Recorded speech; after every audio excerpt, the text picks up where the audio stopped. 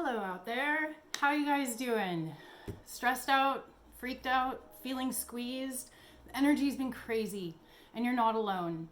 I was thinking about what I have to offer for horoscopes, and I was thinking about how sometimes it helps just to have a little bit of validation or a little bit of encouragement or hope that there's light at the end of the tunnel.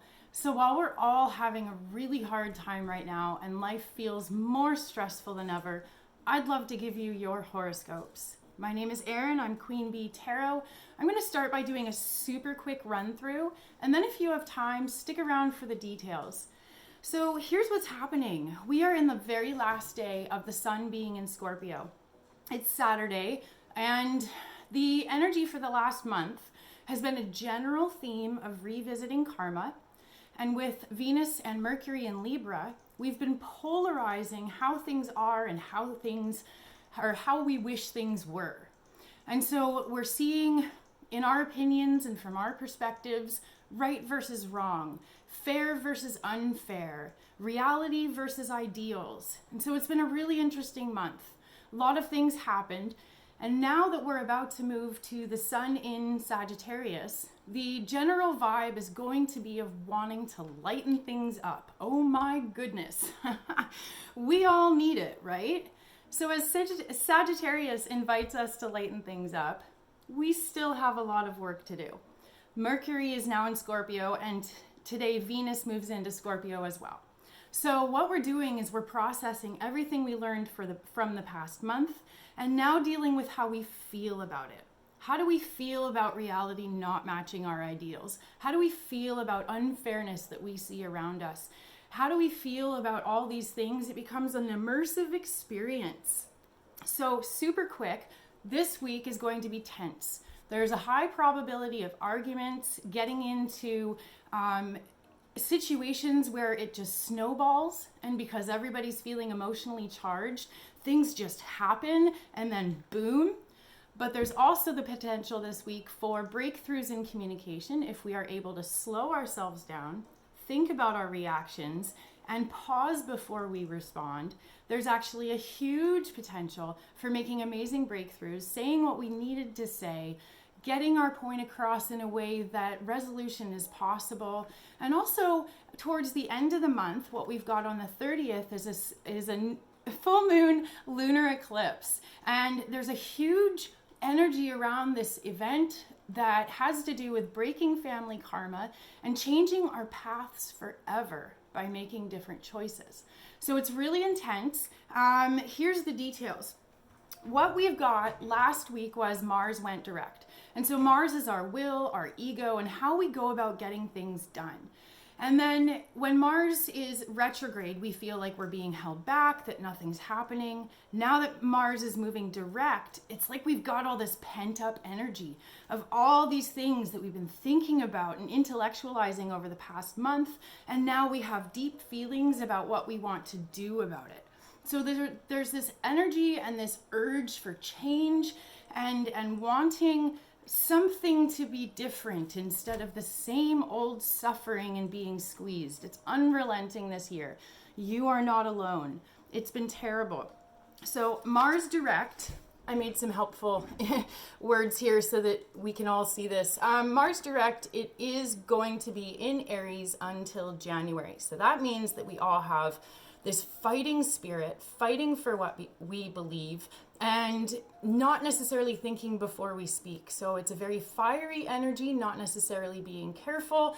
And egos that are unchecked do a lot of damage.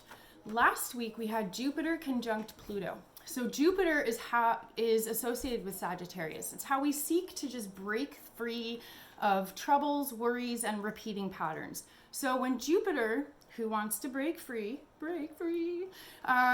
gets in the same spot as Pluto, which is forces outside of our control, things that we just keep coming up against, and there's not really anything we can do about it. Power struggles. So Jupiter wanting to break free and Pluto power struggles last week brought a crisis of faith for many, where we question whether or not there is anything to hope for. We question whether or not there is a God or a benevolent deity looking after us. We question whether or not there's karma or justice. There's a lot of questioning and a lot of emotional processing. So that's been the really tense energy that's kind of clouded the last little bit. Is this union between the planets brings us to a place of how do we deal? How do we find hope when there's nothing to grasp onto? Do you have faith? Does religion bring you that faith? Or do you have faith because you've done inner work and you kind of tend towards spirituality or just mindful awareness? Last week and this continuing energy is going to bring us all to a place of what gets us through. What do we believe in and what helps us through these darkest times?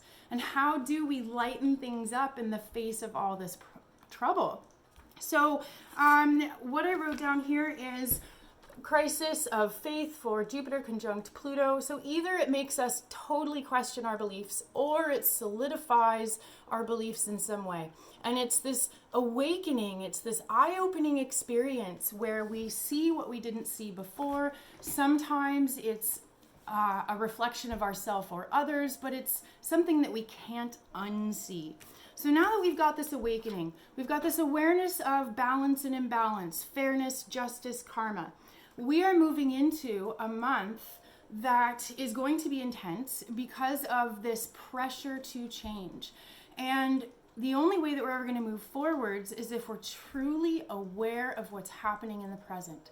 So even though American Thanksgiving is coming up this week, please stay home. Please, please, please stay home. Do not go visit people. We all need to do our part to stop the spread of the virus. But the other thing too is that honestly, avoiding family is probably the best thing you can do this week, because Moon conjunct Mars on Wednesday in Aries means that our interactions and what we fight for is going to be so emotionally charged that we're not really going to have the best judgment.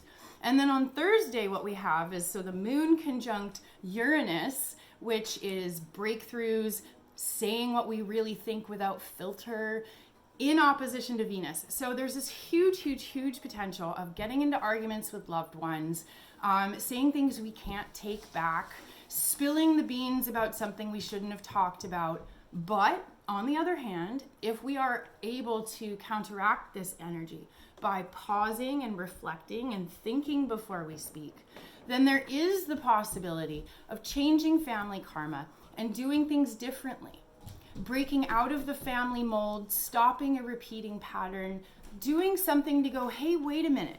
I've done this 1,000 times before. So as we lead up to the full moon lunar eclipse on the 30th, what you're going to see is these tiny little examples of what you need to work on. They're little practice events, and if it feels like something keeps happening over and over, that's what you need to look at.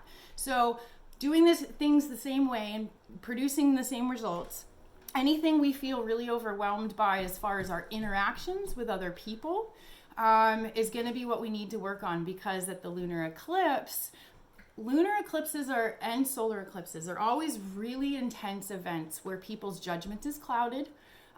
People are not really thinking about what they're doing, and it's more of a just acting from an instinctual place. So now is a good time to think about all those conditioned responses. If you feel an emotion and the storyteller starts going and your head starts spinning, the sun in Sagittarius is going to really invite you now to lighten up. Don't follow those emotions too deep, and try and take a step back and think about, why am I feeling this so deeply? And usually when I feel this deeply, I would take this action, or I would say this thing. And so that feeling plus action is the energy of what needs to be worked on before the big event of the lunar eclipse. So got some stuff written down about the lunar eclipse, November 30th.